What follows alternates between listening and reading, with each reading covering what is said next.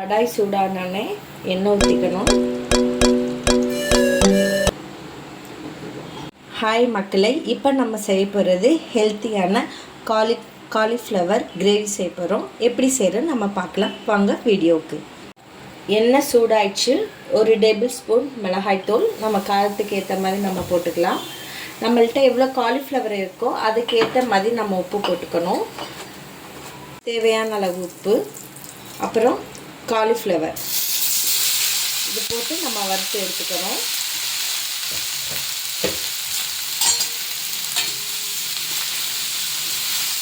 Cauliflower வறுத்து எடுத்தாச்சு. இப்போ ஒரு தட்டில் இதை நம்ம மாற்றி வச்சுக்கலாம்.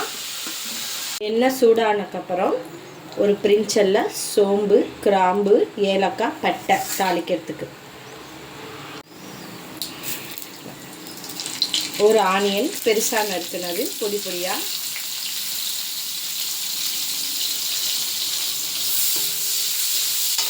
மிக்ஸியில் அரைக்கிறதுக்கு 3 பச்சை மிளகாய், 2 துண்டு இஞ்சி, 10 பல் பூண்டு போட்டு நம்ம நைஸாக அரைச்சி எடுத்துகிட்டு வர போகிறோம். அரைச்ச விழுதை நம்ம இதில் போட்டு இப்போ வதக்க போகிறோம்.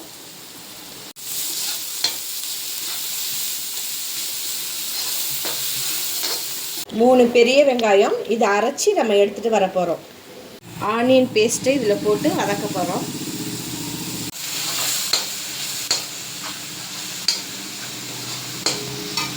தக்காளி, இது கூட பத்திரி முந்திரி பருப்பு தண்ணியில் ஊற வச்சது 2 சேர்த்து இப்போ அரைச்சி விழுதாக எடுத்துகிட்டு வர போகிறோம். அரைச்ச தக்காளி முந்திரி பருப்பு பேஸ்ட்டு நம்ம இதில் போட்டு வதக்க போகிறோம். இது நல்லா வதக்கி சுண்டு வரட்டும். அதுக்கப்புறம் மசாலா தூள்லாம் நம்ம சேர்க்க போகிறோம். இதில் 5 வகையான மசாலா தூள். கரம் மசாலா தூள் 1 டேபிள் ஸ்பூன், மல்லித்தூள் 2 டேபிள் ஸ்பூன், தனி மிளகாய்த்தூள் 1 ஸ்பூன், காஷ்மீர் மிளகாய்த்தூள் 1 ஸ்பூன், மஞ்சத்தூள் 1 சிட்டிகை. இப்போ இதில் எல்லாத்தையும் போட்டு நல்லா நம்ம கலக்க போகிறோம். போயிடுச்சு. இதை கூட நம்ம கடல மாவு கரைச்சி ஊற்ற போகிறோம். 1 டேபிள் ஸ்பூன் கடல மாவு கூட தண்ணி சேர்த்து கரைச்சிக்க போகிறோம். கரைச்சதை இதில் ஊற்றி நல்லா மிக்ஸ் பண்ண போகிறோம். கடல போட்டு நல்லா வதக்கியாச்சு. இது கூட ஹோம்மேடு தயிர் 2 டேபிள் ஸ்பூன் போட போகிறோம். நல்ல கெட்டியான தயிர் 2 டேபிள் ஸ்பூன். நல்லா டேஸ்டியாக இருக்கும், செஞ்சு பாருங்கள். தேவையான அளவு நம்ம தயிர் போட்டாச்சு. இப்போ இது எல்லாத்தையும் நம்ம மிக்ஸ் பண்ண போகிறோம்.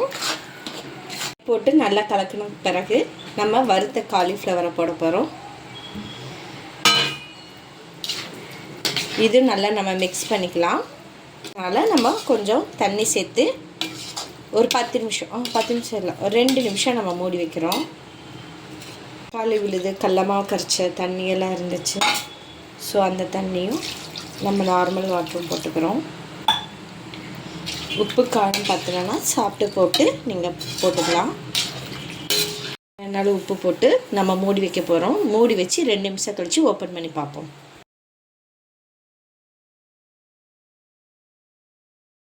கொதி வந்துருச்சு. டேஸ்ட்டு பார்க்கும்போதே உங்களுக்கு தெரியும். உப்பு அளவு கரெக்டாக இருந்தாவே நடுவில் கொதி வரும்னு சொல்லுவாங்க. ஸோ நடுவில் கொதி வந்துருச்சு. இப்போ டேஸ்ட்டு பார்த்துட்டோம். உப்பு, காரம், புளிப்பு எல்லாமே சூப்பராக இருக்குது.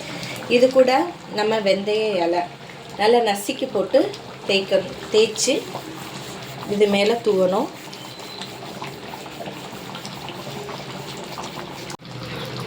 வெந்தய இலையும் போட்டாச்சு.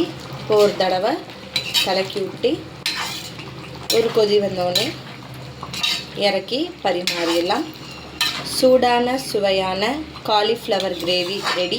உங்கள் வீட்லேயும் செஞ்சு பாருங்கள். இந்த மாதிரி டேஸ்டியாக செஞ்சு பார்த்துட்டு உங்களோட கமெண்டை எனக்கு சொல்லுங்கள். நன்றி, தேங்க்ஸ். இது சப்பாத்திக்கும் சாப்பாட்டுக்கு எல்லாத்துக்குமே தொட்டு சாப்பிட்லாம்.